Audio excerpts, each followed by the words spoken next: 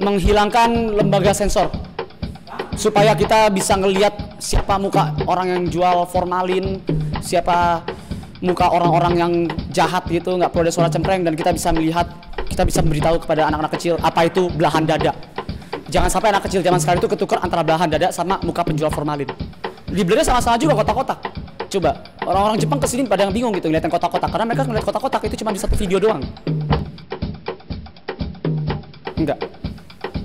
Buat apa gue punya akun sosial media kalau misalkan pasangan gue membuat gue jadi kayak anti sosial gitu, kayak melarang gue, kayak kamu nggak boleh ya, nggak boleh follow ini ya gitu. Nanti gue menghindari saat-saat dimana tiba-tiba kalau cewek gue bilang kayaknya aku baca DM kamu gini gitu. Kalaupun gue nggak ini DM ya, tapi gue menghindari kayak aku ngeliat followers kamu, kayaknya kamu terlalu banyak follow cewek cantik, aku unfollowin mereka ya gitu. Kayak what, cantik.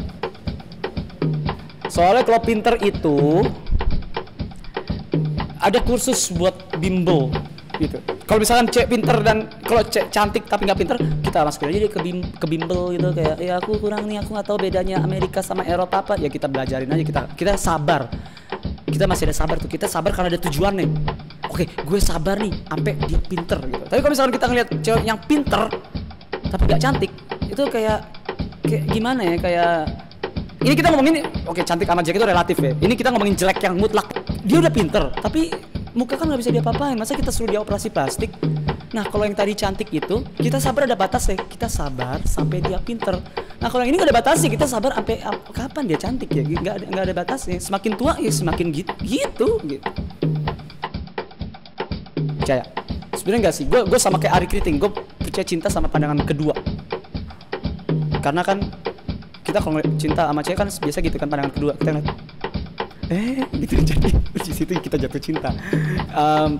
Gue karena emang ya itu, kalau misalkan kita tertarik sama cewek, kita nggak mungkin kan kayak tertariknya itu apa sih, kayak harus semua cewek kita obrolin dulu baru kita ketarik, nggak gitu. Ada beberapa cewek yang kalau misalkan kita lihat tuh, kita udah kayak lucu tuh anak tuh, kayak anak lucu nih kalau punya anak yang mukanya mirip sama gua kayak gitu. Nah itu tuh kita kayak ngobrolin dulu gitu. Nah kalau misalnya dari fisik mendukung tapi sifatnya enggak gitu, ya berarti bukan jodoh. Tapi kalau misalnya sifatnya jodoh, ya berarti jodoh gitu.